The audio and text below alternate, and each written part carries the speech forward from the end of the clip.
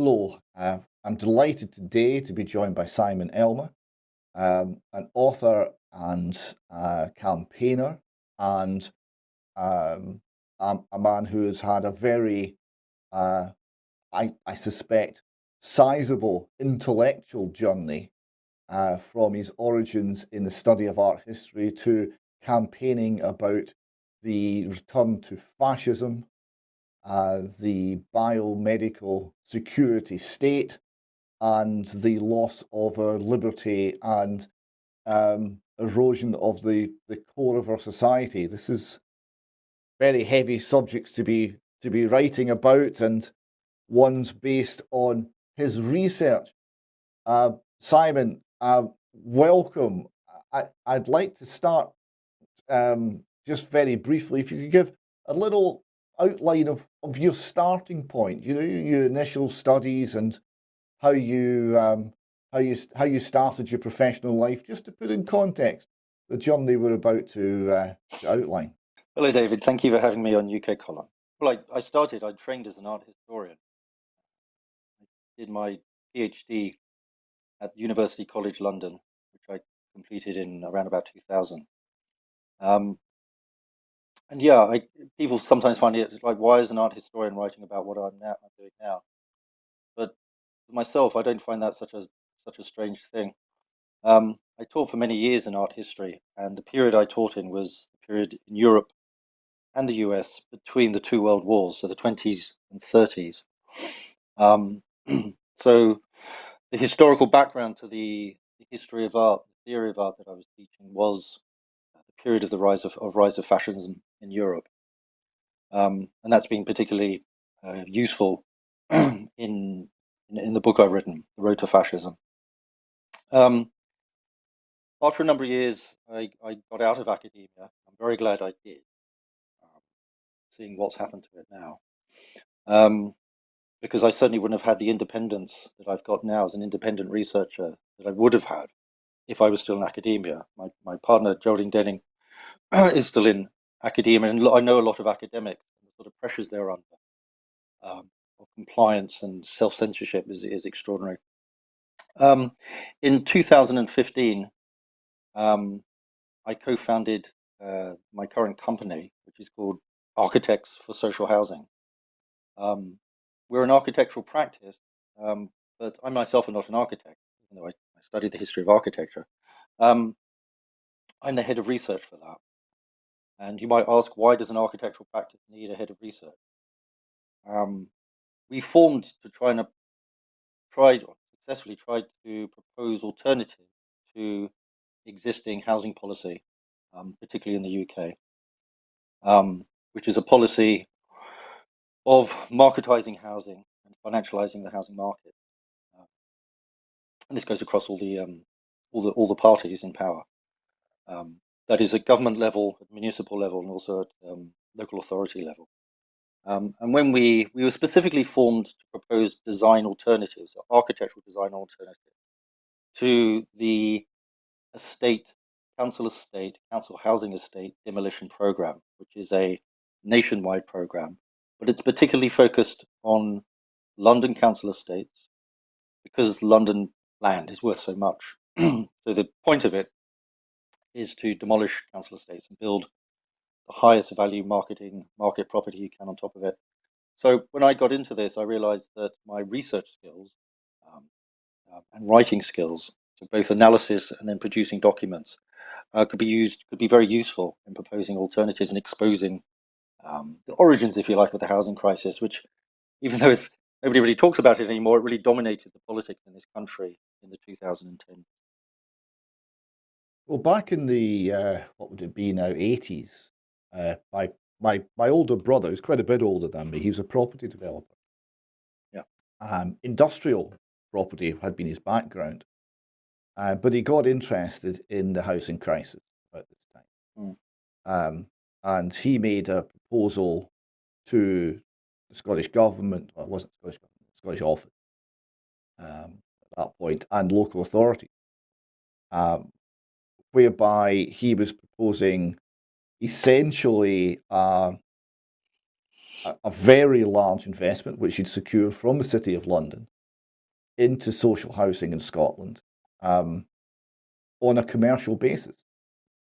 The total number of houses which could be constructed was essentially unlimited. It's enough to eliminate the housing crisis in Scotland. Yeah. And the total central government or local government subsidy required was £0 and 0 pence. And this was a very strange experience for him because I don't think he'd ever been called so many names. He got essentially nowhere with it. No houses were built, and he met nothing but opposition to what he thought was a very positive proposal to actually provide people with homes. He thought that's what it was about. But your work in this field is showing that there's many other things happening. Before we go into COVID and all related matters, it'd be good to explore this a little bit further. I've seen many strange things happening in the housing sector. The artificial constraint of the supply of land being one, and of course the monetary side of things, whereby if you plot the value of, say, the average house in London against sterling, the chart goes exponential, close to it. It shoots massively up. If you plot it against gold, it's flat, nearly so. So one of the issues is the huge devaluation of money and the impoverishment of people as a result. And of course, the entire policy of essentially free money, zero interest rate policy, not anymore, but until very recently, zero interest rate policy, which simply drove asset prices to the moon. And it made housing a thing of speculation and not an essential part of the necessities of life. So with all of this, as I would see it, government interference in how we should contract with one another to provide for the things we need, we have a situation where housing gets ever more expensive. It should be the reverse. We should see construction innovations aplenty, prefabrication, off-site fabrication, driving down the cost, and there's almost none of that visible. And the requirement on is if someone wants, if they can even get the debt to buy a house, they are faced with having a huge speculation, basically putting all of their net worth into speculating on the housing market, which is a horrendous thing to do. And if that speculation goes wrong, you're into negative equity. People are stuck in places they're unable to move. Their lives become, in many ways, wrecked by the asset they've bought. It's a bizarre system, and I can well understand why you would need to be researching to drive forward any sort of idea of a solution. Could you expand on some of the lines your research uncovered? Well, what you've just said is a very good description of, very fundamental aspects of the housing market in the UK and across the world, particularly in the UK, and where you've answered your own question of how this has led me into talking about what is going on now. There's very similar levels of I don't know if you want to call it corruption. I don't really like the word corruption because it's not a system which is being corrupted. It's a system that's working perfectly. A huge amount of UK wealth is contained in its housing. And as you said, going back to the 80s, the policies that have created that have gone back decades. And obviously, that brief period we had in the post-war, well, it kind of expanded enormously in the post-war period, where you had a council housing program, which built lots of houses and took housing out of the private market. It's something we've spent the decades since trying to reverse, and very, very successfully. Um, as I said, when we got into it, our primary concern was something that architects could actually um, challenge, and that was the council estate demolition program. The erasure or of council or social housing, so both council housing and housing association properties in this country, is also about their selling them off, putting them onto the market. But in London, the primary loss, well, there's two. There's also the right to buy. Margaret Thatcher's policy of the right to buy, which has put, the last time I looked, something like 3 million houses into the private market out of the public system. But in London, there has been since, I think, Tony Blair in about 1997. It's called the Council Housing Estate Regeneration Program. The idea is that you go in and you make estates better, you regenerate them, bring them up to local housing standards and so on and so forth.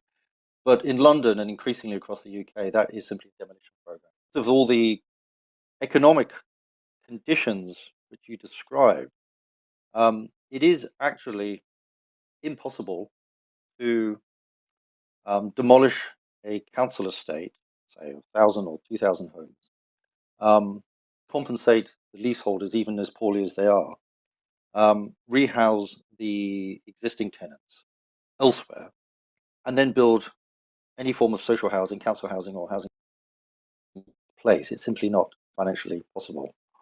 And to answer your question about where we went on, we have written reports, numerous reports, which look at the economics of estate regeneration. And there's a lot of people sort of saying, well, it's because of corruption at local council level, blah, blah, blah, or insufficient subsidies from governments and so on. But the real cause is the costs of demolition, the costs of compensation, the costs of rehousing, and the costs of redevelopment are so high that the only thing that can be built in its place is the highest market value properties possible in London. And since London has so many council estates built right in the centre of the city, that land is enormously valuable, and you can build very valuable properties in its place. I mean, one of the most famous examples is the Haygate estate, which I live just around the corner from, which is in central London. It's in the Elephant and Castle area, and it was one of the earliest, and because it was so large, council estates, which was demolished as part of this program. And I think of the sort of roughly 2,500 people who lived on that estate, I think 98 families got rehoused on the new development. The properties there, last time I looked, a two-bedroom property there is going for something like 700, £750,000, which is out of the reach not only of former council or former leaseholders who lived on that council estate, but of a lot of other people as well.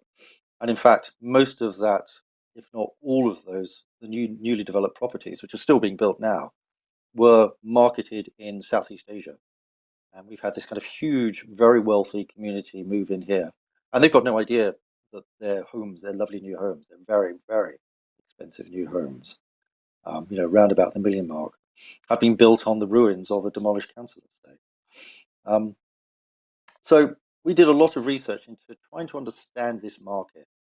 And particularly, we wanted to expose the fact that whether you were in Croydon and you had a Liberal Democrat council, which was in power, or you went out to Westminster and you had a Conservative council in power, or, as in most of the councils in London, they're Labour council, it didn't make any difference.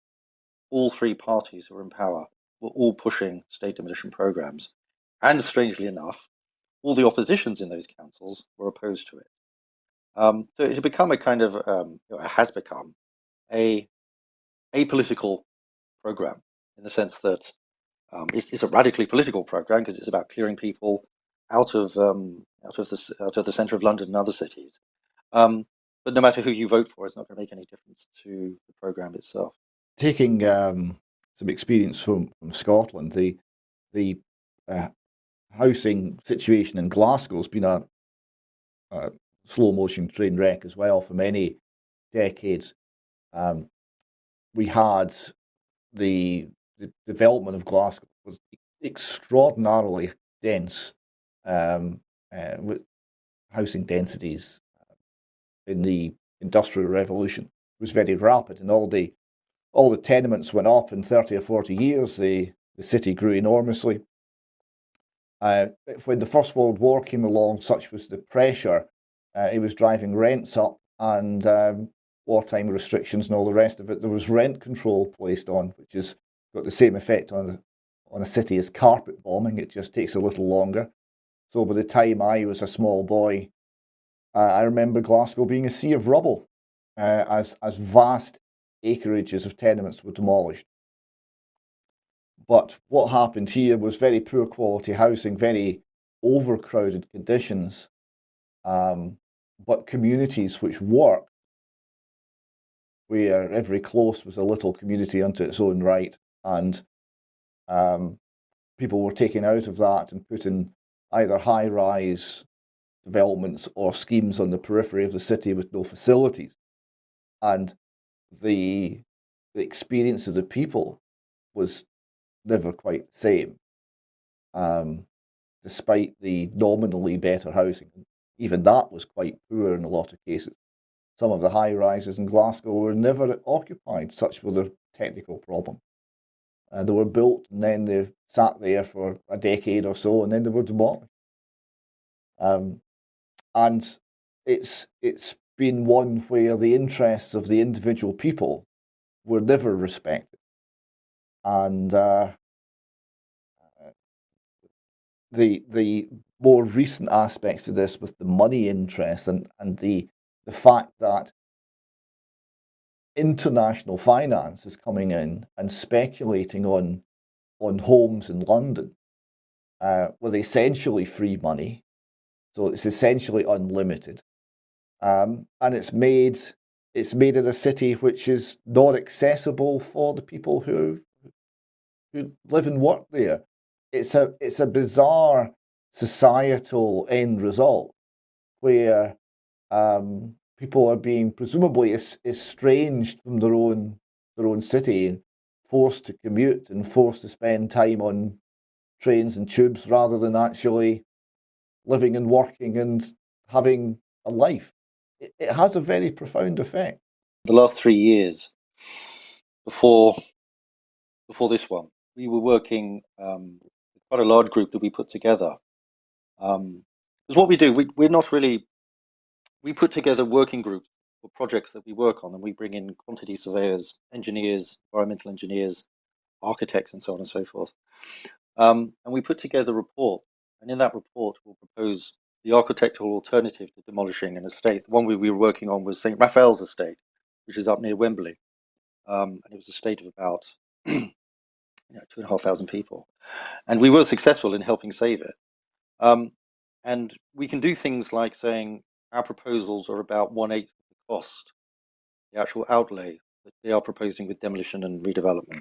We don't just say don't demolish it, but we look at infill housing, we look at refurbishment, we look at how we can increase the housing capacity of it, but you keep the community together.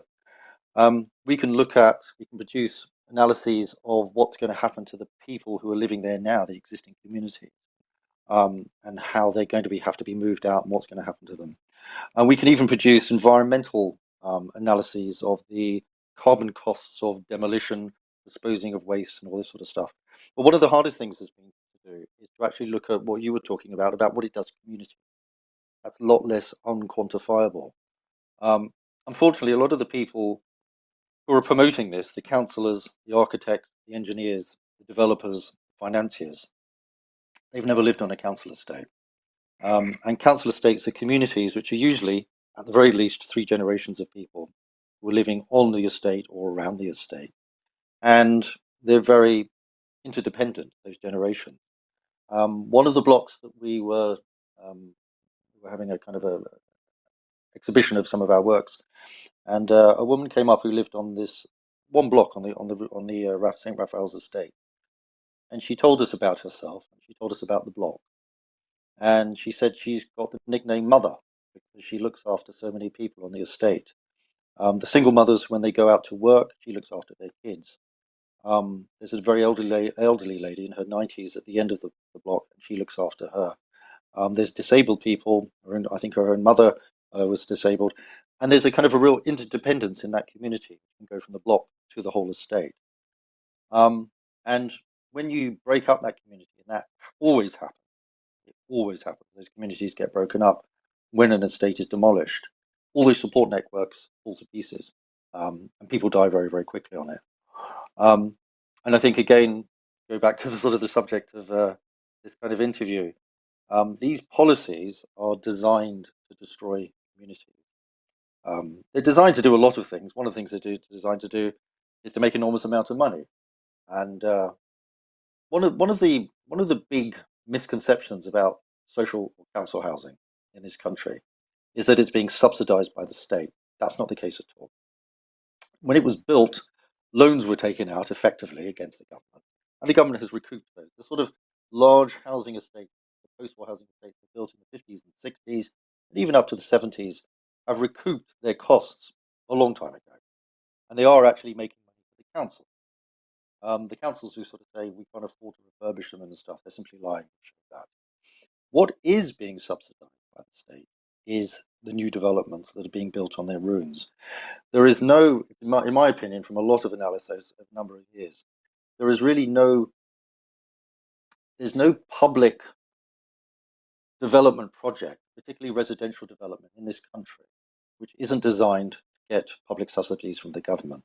There is a huge range of policies in this government in this country, which range from help to buy to right to buy, obviously, to the kind of subsidies which come from the Mayor of London, the GLA, or other municipalities to subsidise the building of homes built on demolished council estates. These are the projects that are being subsidised by the government, by the public purse, not the existing social housing. And a lot of the privately funded developments, I think, are actually undertaken not merely for the profits they're going to make from selling extremely expensive houses or renting out extremely expensive houses. It's also to get their hands on the millions and millions or the billions of pounds of public money which is subsidizing these developments on the justification that we're in a housing crisis. All you have to say is, I'm addressing the housing crisis, and huge amounts of money flow into these private developers. But when you come up with actual solutions to the housing crisis, which is about building homes which are outside of the market and cost very, very little, nobody wants to know, and there's no subsidy, there's very little funding for that. We really have to understand housing policy. And this is a kind of an inversion, I think, important to understand what's been going on in this country over the last, since March 2020. The housing policy in this country um, is designed to create and to sustain the existence of a housing crisis. It's not there to address it because so much money is being made out of this housing crisis. But also, as you said, it's changing the makeup of how people live, it's changing the communities which constitute the UK, how people live together, what our cities are for, who lives in them, how they relate to each other as well. So it's not just an economic project or a finance project, a program. It's also a political one, well, and a social. We've always tried to address housing policy through in its social, economic, environmental, and its political dimension. If you don't address it in that way, you're simply isolating one particular problem or one particular program from the totality. In Glasgow in the 70s, when the tenements were being cleared and the high flats were being built, that was the government selected solution at the time. If there's a song that's people can find, it'll be available. We'll find a YouTube copy and we'll put it in the show notes to this, which relates to how it changed the life of the children, because the children used to play in the back courts of the tenements. So they played in an area that was overlooked by the kitchen windows of every tenement flat. And when they got hungry, they wouldn't go up for something to eat. They would shout up to their mothers. The mothers at that point were in the home because they hadn't been forced out to work economically, which is another story, which is housing related too. And the mothers would put a sandwich in Glasgow. It's called a piece, in a bag and throw it out the window down to save the kid stopping the game. And he would have his sandwich, his piece down as he played football or what have you in the back courts. And there's a song about what happens if you try to do this in a set of high flat. It's called "You Can't Throw Pieces Out a 20-story flat," right? And it's the song's about all the things that will happen to the sandwich on the way down, and it will never reach the child below. And it's quite it's a funny song, but it's quite poignant, and it shows it changes people's lives. Now, your book's called "The Road to Fascism," and one of the reasons it surprised me that you tackled this is a lot of the people who are interested in social housing, they tend to be on the political left, maybe where you are, maybe where you started. Um, and yet, Road to Fascism, this is read of Hayek's book, The Road to Serfdom, where he warned about the harmful consequences of an ever encroaching, ever enlarging role for government and for the state in everything that happens, until eventually we're controlled, we're serfs, we're no longer free men in a free land. Was your book inspired by Hayek's in some way? Yeah, the title certainly was, and one of my chapters is directly addressing his book, which I found fascinating. Chapter 7, Fascism, Neoliberalism and the Left, which I talk specifically about Hayek's book and his analysis.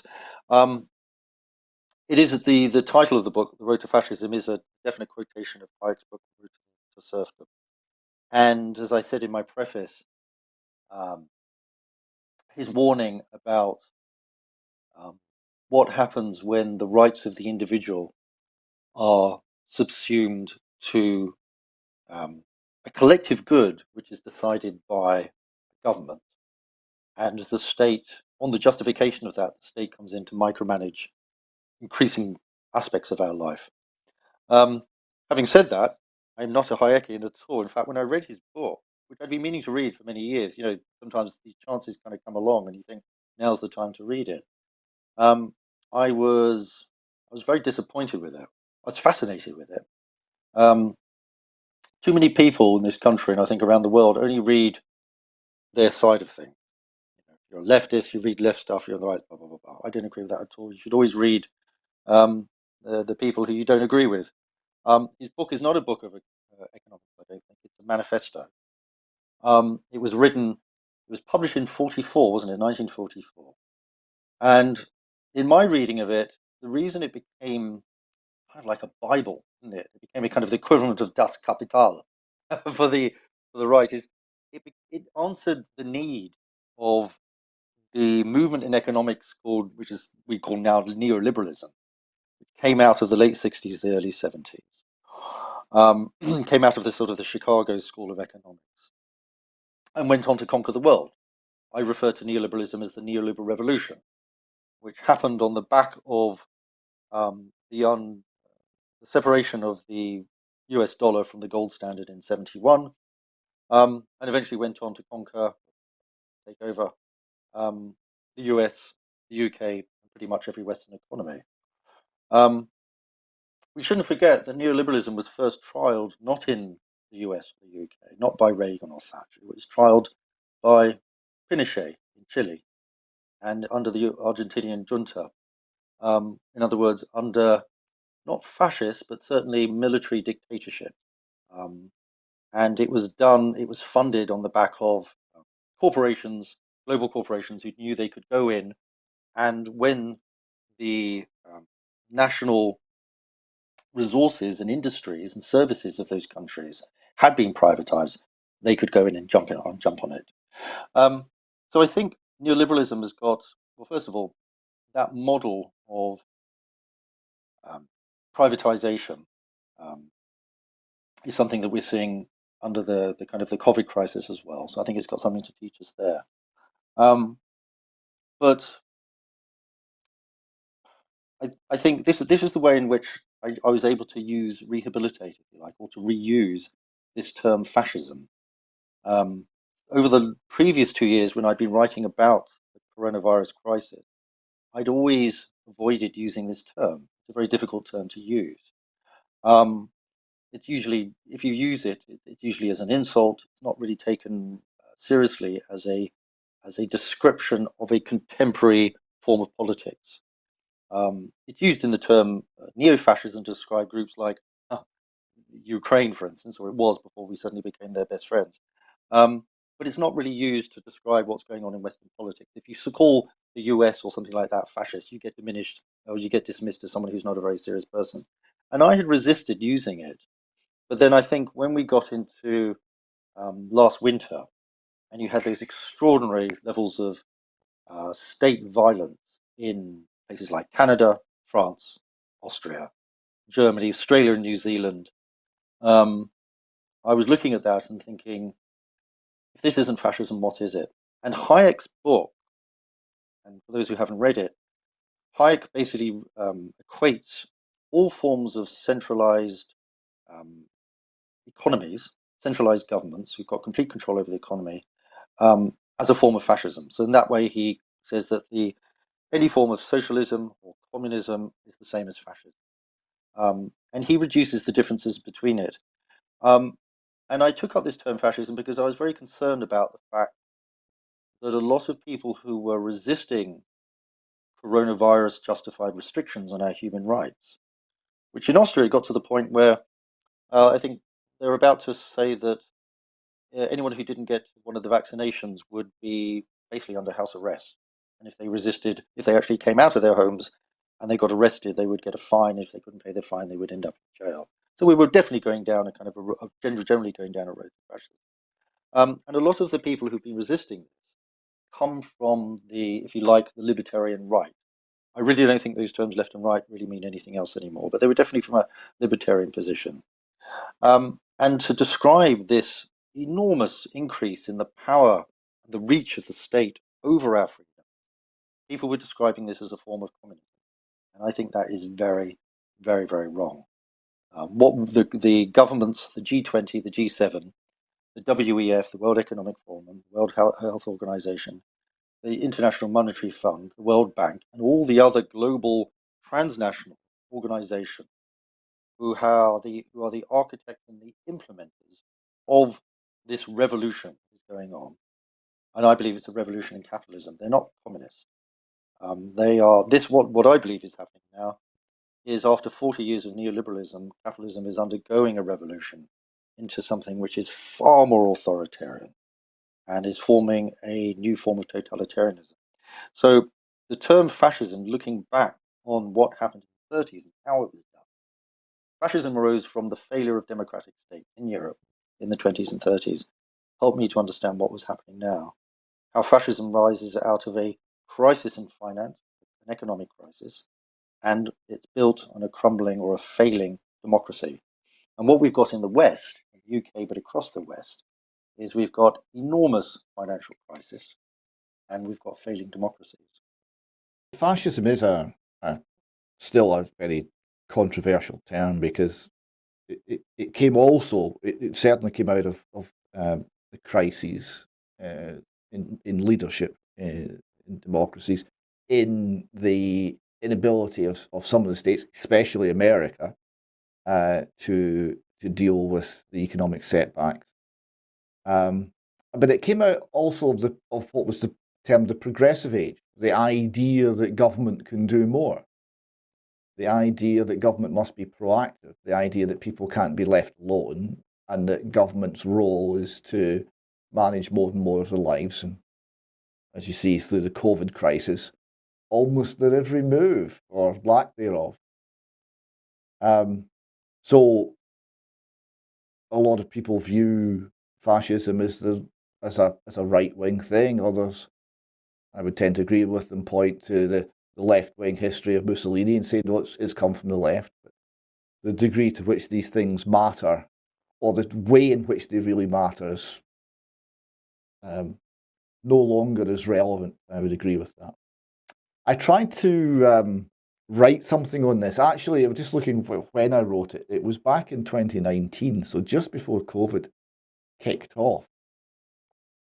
So I did an article for the UK column entitled "Who Are You Calling a Fascist?" Because there was a lot of, it was a very common slur word. Fascist, Nazi, far right was being used to silence people who objected to the current narrative, the current thing.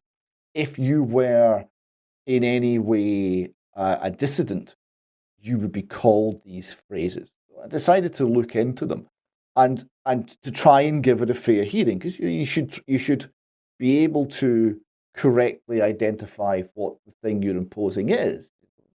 You should understand it and try to listen to its best exponents. So this article was written around my review of an interview with Oswald Mosley, which was done in, I think, the early 70s. He was an old man at this point, but he was still expecting to get the call to save his country. And he's still expecting to be proved right. And he was describing his worldview. And it was very interesting because he had an expressed, and I think genuinely felt, compassion for what you would term the in-group. There's always an in-group and an out-group. There was with COVID. The in-group was the compliant, the obedient. The out-group was the unvaccinated, the non-mask wearing, the awkward squad. So there's a compassion for the in-group. There's a contempt for the out-group. And then the other thing that with Mosley and the fascism of the 30s that I identified is you needed to have economic error, a failure of economic understanding, because he viewed this as a competition. It was an either or. It was a zero-sum game. It was what my chosen group gets, the other group is denied. It wasn't we can all trade and work to one another's hand and benefit everybody. That wasn't a concept. That was viewed as being presumably naive. So it was an economic error, or a technical error, if you will. So when you take that and apply it over what happened during COVID, you see this. Yes, there's an in group, which is the compliant, the obedient. Compliance is seen as righteousness, and there's a contempt, anger, bordering on rage for the out group who viewed compliance as cowardice. The people that the UK column were championing, talking to during the entire crisis. But you've also got here, well, I mean, there was an economic error because there was an economic aspect of the lockdown, the shutdown. We can just keep printing money. We don't need to make real things. We can just borrow money because it's basically free. And we can hand out this money to people in lieu of actual work, of actual labor, of actual production. And don't worry about it, it'll be fine. Because the state's that powerful. So there was economic error, but there was also technical error on what the medical situation was, or at least a failure in academia, a failure in the medical profession, a failure in the media to question any of this, to actually look at the facts of what the disease was, what the risks were, who was being affected, who wasn't being affected, how it was transmitted. So you ended up with myths like the asymptomatic super spreader defining vast swathes of government policy, which curtailed people's lives to an unimaginable degree, all based on error. So error seemed to be at the heart of it again. So I think it's a good term to use for what we've been through. I think it's an accurate term, even though it's a somewhat slippery one. Do you explore any other aspects of the fascism tag in your book? Is there any specifics about the comparison between 2020 and 21 and the historical fascism that has struck you particularly strongly? I agree with what you said. Error, um, and certainly, the decision which predates any knowledge about um, this novel coronavirus. The decision by the central banks of the world to start printing money from around about September 2019, which in my book I argue is actually the economics of the determinant of lockdown. The economics of lockdown was to shut down the real economy. So this sort of something like 11 trillion US dollars, which was printed within about 6 months, couldn't flow into the real economy. That's a kind of a complex argument. Maybe we can go in later another time. Um, I start off with the image of what the actual fasces is. The fasces was this bundle of sticks with an axe, and that's where the term fascism comes from. It was adopted by Muslims from ancient Rome. And the fasces is a very interesting symbol. I think it tells us something about the nature of fascism. The sticks themselves, or the rods, they were borne by a magistrate in ancient Rome. And they symbolized, because they were around the act, they symbolized that by joining into a unity, you could be stronger than you are independently. So it's a model of the state that unifies together makes people stronger. But the rods also had a practical function as well. They were used to inflict corporal punishment on members of the legions, which the fasces was born before. It was a symbol of the might of Rome, and the legion was there to impose it on other peoples. But if they went too far, the axe came out and they were killed. And I think it's a very useful image, which I return to again and again, of what is at stake in the formation of the state. Whenever a state is formed, a political state is formed, it is done so on the condition that those who are or are formed by it or enter into it give up something of their autonomy. They agree to abide by the laws of the state. And when the state then starts saying, well, on the justification of this commonality which binds us together and makes us stronger, we're going to do this, that, and the other. So I think fascism is something which is it's a threat which is contained within all state power and all state formation. And I think capitalism is bound together by these rods, and you might call them the rods of law, the rods of politics, the rods of governance, the rods of the culture, the kind of superstructure that constitutes our society and perhaps our civilization. And when the ribbon, if you like, binding them together begins to fall apart, then the axe comes out, and the axe attacks certain things. And, what we've seen, which has got a history. To go back to your question, repeating historical fascism, is that since March 2020, and during that first sort of 2 years, um, up until when restrictions were lifted in this March, our human rights were almost entirely erased. Our rights of association, of freedom of movement, our freedom of speech, even since, well, not even since, because I don't really like people talking about this as something that's happened. This is ongoing, and the sort of legislation which is being proposed at the moment, and the type of programs which are being um, implemented by organisations which we've got no control over and which are completely unanswerable to us, like the WEF, like the G20, like the UN, are erasing our human rights as well. Um, so I think, obviously, what happened in the historical fascism in the 20s and 30s in Italy, in Germany, and across Europe eventually, is that human rights, the rights of the individual, the freedoms of the individual, were erased on this common good of the strength of the state. One of the things I did is I went back to looking at, because it's so well documented, the biosecurity dimension of the regulations which were imposed under the Third Reich in the early 30s, so before the war, before 1939, when not only Jews, but also communists or socialists or anyone who opposed the state or was seen as a threat to the state had their rights removed. And I was very struck from the very beginning that um, when lockdown was imposed on us, what's called lockdown was imposed on us, anyone who questioned it, not those who simply broke lockdown regulations, but anyone who even questioned the justification for doing so, was identified as a threat, not to themselves and not to others, but to the security of the state.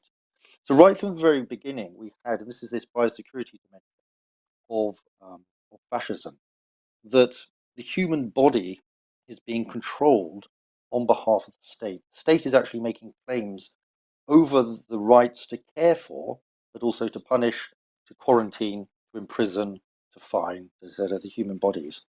Um, I guess maybe at the center of my book is this idea of biopower and biosecurity.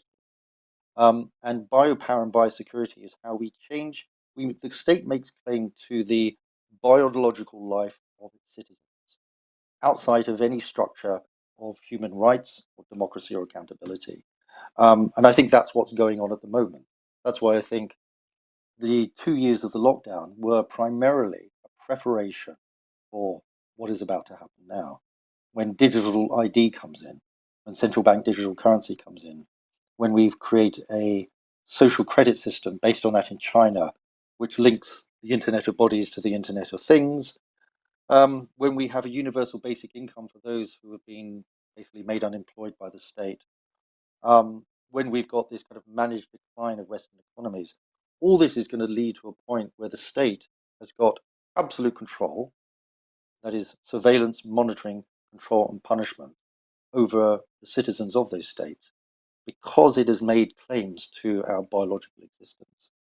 Um, a lot of the language which was coming out of justifications for this kind of complete erasure of Western democracy and the idea of human rights and the separation of powers between the legislature, the executive, and the judiciary, was that somehow we are, by default, a threat to our fellow human beings, that our very existence, in a sense, quite a religious idea. It's this idea that we're born into sin.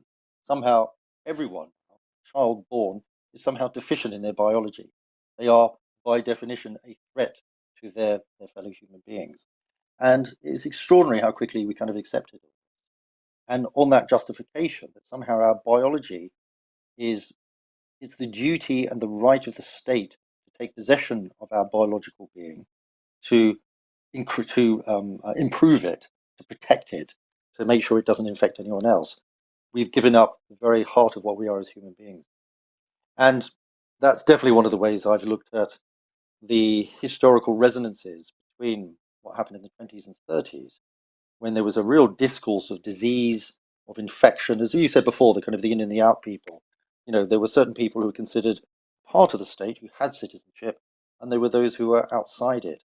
And the discourse of what that threat was a discourse of disease, of infection. Jews were represented as kind of rats or in vermin, or there was a real biological dimension to that. And we saw that brought back very, very strongly. There's other ways that I've looked at it in the book, which maybe we can get onto. I think that's a really fantastic summary of the situation and what we've been through and are going through. And you're quite right on that too. I just before we go on to other things, though, I'd like to go back to something you said about the nature of the people who resisted, the sort of the libertarian right resisted this, which they did, and the dissidents and the conspiracy theorists and people who had not bought into the state narrative before, right? People who maybe looked at 9/11 and said, I'm not buying the official line. I've seen evidence to suggest something else happening here. I think I'm being lied to. So the people who had made a psychological split with the state as a single source of truth, the people who made an intellectual split through libertarianism or ideas such as that, they've resisted. Now, there was absences though who didn't resist, right? And the two areas that you would expect to resist were largely posted missing. One was the left. The political left adopted this with gusto for the most part. I'm struggling to think of an exception. And the other one was the church. Now, the church should have been. We're talking about something that you've identified religious connotation. You've identified the state being a substitute god, and that you have an original an original sin that you're, as a human being, you're a biohazard, you're a threat, and the Yeah. state will cleanse you of this via vaccination and make you good and true like your leader tells you to be, right? So there's a religious aspect of this. And of course, the manipulation of the public was all based on fear. And what's at one point in one of my speeches, I've talked about this, and I counted the number of times in the King James Version of the Bible it says, "Fear not." I can't honestly remember the number, it's a very large number. The, the basic principle of Christianity, if it's talking about things which you have to avoid, you have to drive out of your personality, it's pride and fear. Those are the two you've got to get rid of. So when the state came along and said, be afraid, and what you've got to be afraid of is death, one would have expected the churches to say, Jesus Christ has conquered death, we are not afraid. In Scotland, 12 churches did. 12 individual churches actually sued the government and actually won on the COVID lockdown restrictions that had been placed upon them. But the vast majority, vast majority, closed the churches obediently. Right? Nicola Sturgeon, not Jesus Christ, was apparently the head of the church in Scotland because she said close, and they closed. They closed the doors. They turned people away. The dissident churches were meeting in secret as though they were in a communist country, as though they were in communist China. Right? Their biggest risk was people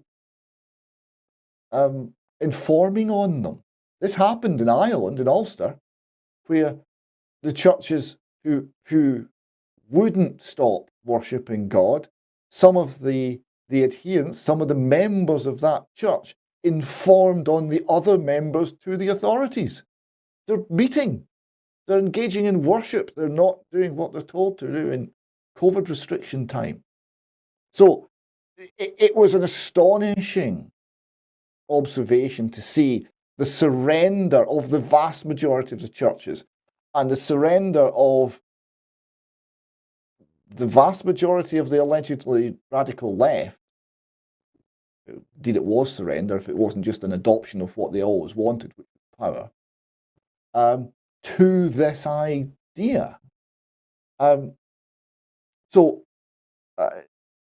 did this surprise you? What aspects of this have you had particular chance to observe, and what have you seen? I remember on the that first lockdown Christmas, I ignored it and went on holiday to a place that I won't say. And I remember passing a church, and it was out in we call it the countryside, and they had a sign outside saying, "We are holding services, but there won't be any singing because the government had announced that singing was an emission of breath at speed, and therefore could kind of kill your fellow parishioners." Um, yeah, I was more appalled and probably less surprised by the compliance, not just the compliance, the full collaboration of the left, than I was by the church. I mean, in this country, the Archbishop of Canterbury, I can't remember his name, a disgraceful person, he gave an interview when the vaccination program, the injection program came around, and he very strongly he said specifically, this is outside the framework of human rights, and he intimated, he kind of said it and then withdrew it at the same time, that not to get vaccinated was a sin. Um, to my mind, that's the way the church always worked. Giorgio Agamben, the Italian philosopher who I write a lot about, he's pointed out that the Pope, who has even more of a pull, a vastly greater pull than the Archbishop of Canterbury, um, has completely embraced this. I think they've got a new coin out now, haven't they? With a kind of a religious symbol of it, someone actually getting injected and stuff. That surprised me less because the church has always, throughout history, always um, been on the side of power, state power, and has never hesitated to use um, all the power of the state to enforce its orthodoxies. But I was very struck that, um, and I think this goes also back to fascism as well, that we were going through. I thought COVID was a fundamentally religious moment. I think the willingness which people gave up questioning and followed orthodoxy was very, very religious, and that goes about to the left because I think very much so in this country, the left is a kind of religious movement anyway. More than one Labour leader has said that the UK, the Labour Party owes more to Methodism than it does to Karl Marx or any kind of sort of socialist framework, and I believe them. Um, they are looking for an authority to obey a lot. I was also struck that I, um, religion has always formed its fears and its powers around death, and the threat of death was completely exaggerated beyond any rational measure, not just in this only in this country, but everywhere. And the if you understand, if you think about the sort of measures as they were called, which actually have zero medical basis, which were promoted to avoid or to put off this threat of death, like washing your hands, like maintaining distance, like wearing a mask, like injecting yourself with sort of salvation and stuff. Um, the if you think about those as the interdictions of a new religion rather than as medical measures, they make a lot more sense. I think the fanaticism with which people obeyed those um, practices, those ritual practices, and they are completely ritual, um, and the fury which they, as you said, which they released on those who didn't follow them, to me had a very, very religious dimension. I think I'm sure you had this as before. In the early days, walking down the street, people literally, you know, they were almost making a cross in front of me, as as the devil because I wasn't wearing a mask or something like that. This it struck me as a very religious moment. Um, the left, I've written an entire chapter, and it kind of runs through my book about why, um, as you said, you might expect the left to at least be critical of the government. This is, with the government of Boris Johnson is a very, very right wing government. His cabinet was made up of a bunch of crooks. He himself is a crook and a known liar. You think the left would question what he was saying. You also think the left would question what the pharmaceutical companies were saying. You think they would question what Bill Gates and the the big tech companies were saying. You think they question all of these people because these are traditionally their enemies, aren't they? And that's what their role is: the left to hold power to account. Why didn't they? Why did they not only not question it, but why did they collaborate fully with it and actually became the champion? They became the cheerleaders of, I call them the COVID faithful, because it is a religious movement. They became champions of that. I think certainly the left has a religious dimension to it. It's very much about purity and obedience, and this sort of divisiveness into believers and unbelievers. Um, I think also, certainly in this country, I can't really speak for other countries because I haven't lived there, but it seems to me very similar. But in this country, the left has been so infiltrated by um, identity politics and also woke ideology, which I think is, without a question, a fascist ideology. That when it had a chance to enact, well, it's had a chance, it's been doing it for years, but when it had a chance to really enact no platforming, censorship, um,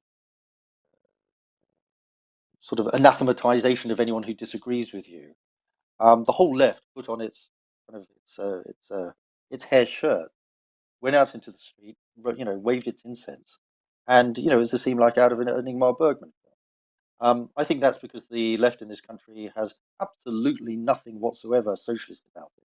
It has no interest in the working class, except as describing them as racists and getting rid of them. It's a woke movement. It's been completely colonized by woke ideology, and the ideology of woke, which is a fascist ideology, is now the official ideology of this country. It's it's unexamined orthodoxies are now part of the obligations of running a business. They are being written into our laws, have been written into our laws. They have completely colonized our parliament, our universities, our culture industries, our education industries.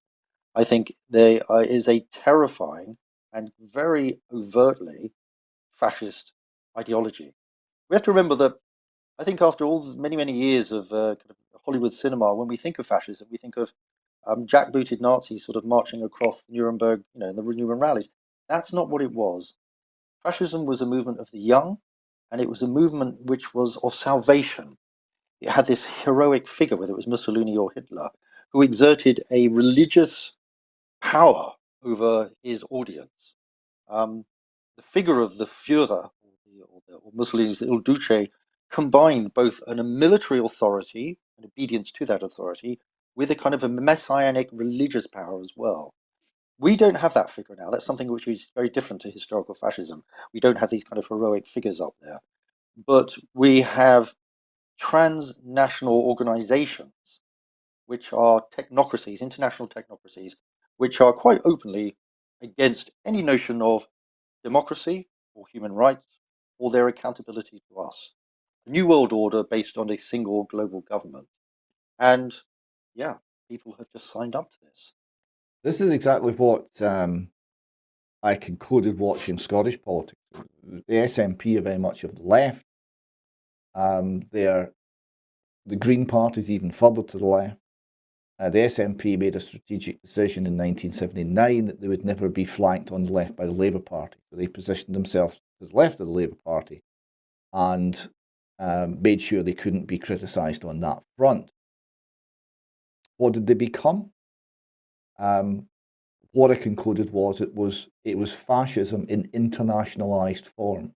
It was a strange form of fascism because one of the things that they wish to destroy is the very idea of the nation, because it has to be global government. The ideas come from the UN, the ideas come from the World Bank, they come from many places, they don't come from Scotland. It's not, despite all the nationalistic flag waving that they utilise for power, it is, in terms of its ideology, it's anti-national, it's against the nation. And so, yeah, fascism in internationalised form is what I concluded it was. And the Russian political philosopher Alexander Dugin called it liberal totalitarianism. It's a totalitarianism that is you're free to be liberal, however that's defined, and of course the definition's constantly moving. You're just not free to be illiberal. You're not free to dissent. And then on top of that, you've got this, when you talk the woke ideology, which comes from critical theory, it comes from neo-Marxism, it comes from lots of things which are left in their origins, absolutely, and that's maybe why the left is disarmed and so eager to comply. But the effects are correctly identified as fascist. For example, with critical race theory, it's sold that we must be sensitive to people about matters of race. But in practice, we must be hypersensitive about race in all aspects. So everything becomes about race. So although it's sold in the left manner, the effect is much more accurately described by fascism, because everything becomes about race. And the nature of this ideology, the woke ideology, the critical theory, the neo-Marxism, it is religious. You have something that looks more and more like a religion. I was interested as I looked through your advertisement on your website for your book, which we'll review in full, and I hope to have you back on once we've done that to talk about the book in detail. But I did see that you were quoting Hannah Arendt and Kant and others, looking at Acts 5:29. The quote is, "The saying that we should obey God rather than men," which is a quote from the scripture, means no more than that should the latter command something that is intrinsically evil, that is directly contrary to moral law, they may not and should not be obeyed. And that little quote, that is the ground on which the UK column has been standing. That's the ground on which the anti-vaccine, anti-lockdown, anti-coercion by the state movement has been standing. It's contrary to the churches, because the churches are are pushing an interpretation of Romans 13, which basically says your ruler's chosen by God and you've got to do what he says. And there's then a pause, and they say, but of course we don't mean if it's Hitler. Sometimes you don't.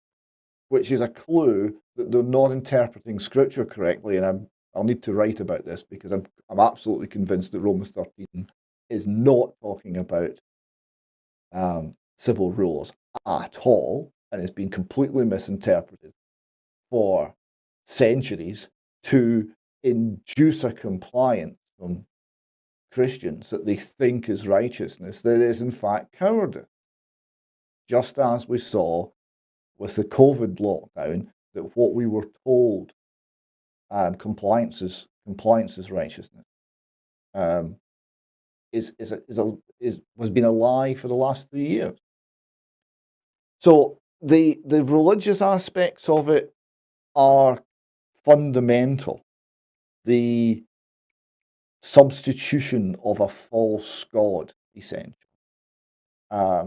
Is that an area that you've arrived at, that you're starting to look at these sorts of issues? Is that an area that you arrive at in your book? Yeah.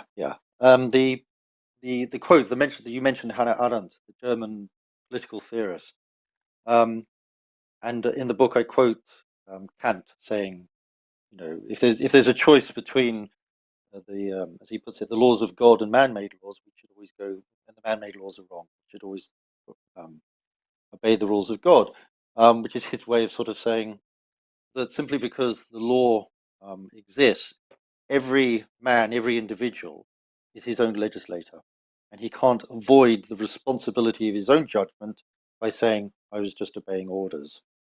Arendt quoted Kant saying this in an interview she gave after she'd written her book about the trial of Adolf Eichmann, Eichmann, yeah. one of the great architects, one of the architects, the implementers of the final solution, the Jewish question, in her book, what's it called, The Banality of Evil.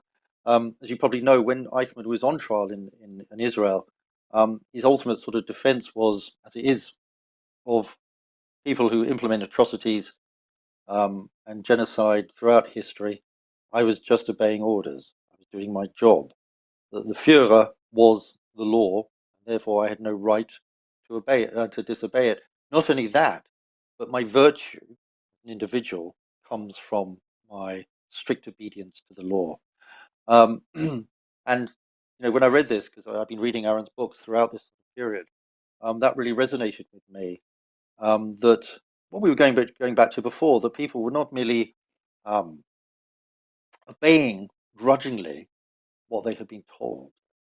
They had very actively decided to renounce, and very publicly renounce, everything that they ostensibly had believed before. I was very struck with my own friendship. I think, like most of us, I've lost a lot of friends over this. People who used to be my closest friends, intelligent, smart people, kind of said to me, "Well, I decided to believe the pharmaceutical company. I believe the press and the British press." And I was sort of like, "Well, you do remember what happened in Iraq, yeah?" And now you've decided to believe these people. And then they would come up with sort of anecdotes that, oh, someone that someone who knows someone who knows someone who works at the NHS, they're having a hard time. These sort of farcical, completely hollow justifications for their servile obedience to the law. Part of that comes from just sheer bloody cowardice. They're just too. They were too worried about getting arrested, or losing their jobs, or so on and so forth. Which is, there's some there's some truth in that. But nobody wants to lose their job, blah blah blah. But they weren't simply enabling. They weren't doing something small. They were giving their backing to people being forcibly injected. They were being given their backing to the managed destruction of the UK economy and the global economy. They were giving their backing to, as they still are, to the outsourcing of the UK state to private contractors, which has expanded massively under lockdown. So they were enabling terrible, terrible things. And what we're realizing more and more now, although I doubt they would admit it, is that they enabled the injection of an experimental, very dangerous and increasingly fatal biotechnology into large quantities of large proportion of the people who live on this planet. And if even half of the predictions are true that doctors are saying about what the consequences of this biotechnology is, I'm not talking about the huge rise in heart attacks and blood clotting, but the kind of the destruction of the immune system of the people who've been injected with these mRNA things. They've been complicit in a form of genocide. That's how the UN describes it. Um, and they've done this they've done this not under, complaint, under they haven't been forced to do this. In general, yes, a few people were arrested by the police, and those of us who went out onto the street were threatened and sometimes beaten up by the police. But the mass of people in this country and across the world, the Western world, did it not as willingly, but they did it enthusiastically. They chose, to use Kant's thing, they chose to obey man-made laws. They did what Eichmann did. They made their obedience to the law a virtue in itself. And again, to go back to what we were talking about before, that to me is that's a hallmark of fascism. Um, I'm very interested in how power works, and as a sort of historian, there is never enough policemen, there are never enough civil servants, there are never enough corrupt government officials, there's never enough security services to keep a people in oppression unless they are willingly complicit in it. It simply isn't. We're going to find out whether they can really do it soon when they go to these totally new level of totalitarian control, like digital IDs and CBDC. But under lockdown, it worked so successfully, and so much criminality was committed under the cloak of lockdown because people chose to believe the lies they were told. The excuse being made by thousands and thousands of people, particularly those in public life, particularly the journalists who kind of were sort of calling for us to be attacked on the street, that our children should not get access to education, that we shouldn't have access to medical treatment. All these fascist demands was that, oh, well, they didn't know at the time. That's a fundamental lie. I knew, you knew, those of us who took even a small chance to, look at the records on human rights and so on of companies like Pfizer or AstraZeneca or Bill Gates or any of those people, you would have to be a complete idiot not to realize that these people are fundamentally untrustworthy. So the people who chose to do that, they didn't do it because they didn't know what was going on. They did it because they chose to obey. They chose to obey evil, if you want to put it in those terms. And I hope one day that we've got a chance to put them on trial. Yes, well, let's hope that day comes. The idea that there is no limit on the law and that the state can change it and morph it as they choose, and the those who serve the state must simply obey, and their virtue is tied up with how much they obey, is something that we saw, and we saw it in our faces in Britain. I was invited along to do a talk on the green outside the Holyrood Parliament, and the police had decided that this talk wasn't going to happen. And I had an exchange with a police officer, two police officers. It's on the UK Column website. We've got a transcript as well. It's called Interview with a Stormtrooper, because that's what he looked like, all masked up. And at one point, we got to the crux of the argument, which is, can the people in Parliament take away any of my rights? Is there any limits on what they could do? And the police response was a somewhat bemused, no, they can do whatever they choose to. Right? The idea that there are limits, the idea that there's a God we should obey rather than men. There's an idea that there's moral right and there's moral wrong, and that this is not defined by Parliament or by opinion or by force or by power or by majority vote or by anything else. It's an absolute. And each and every single human being has to decide for him and herself where they stand on this, was a concept totally alien to the people I was talking to on that green. I'm very glad you mentioned Hannah Arendt's Banality of Evil, a phenomenal book. written in 1960s, early 60s, and Yes, I um, think 62 or have something. Yeah. this yeah, despite the fact there's been um, another 60 years of scholarship and of information coming out about what happened during the Holocaust. I thought there are books on her scholarship that underpins it stood up phenomenally well, um, given how much she didn't have access. For example, she didn't have access to any of the records behind the Iron Curtain; they just weren't available at that time. But despite all of this, um, it was a really phenomenal piece of work, and I would encourage anyone who's not read it. It's one of those books that you simply must read, The Banality of Evil, and it's a good place to stop this conversation. Simon, it's been a real pleasure. It's been lovely listening to you and hearing how you unwrap what we've been through and the underpinning ideas that are generating it and the risks that we face now and in the immediate future. I hope we can do this again soon. Thank you very much for joining me today. Thank you, David. I've really enjoyed it. And yeah, I think it's important. Thank you for allowing me to come on here and talk a little bit about what I've been researching. And hopefully we can come back and talk about my book in a bit more detail. And then, yeah. I'd love to do that. Until then, Simon, thank you very much.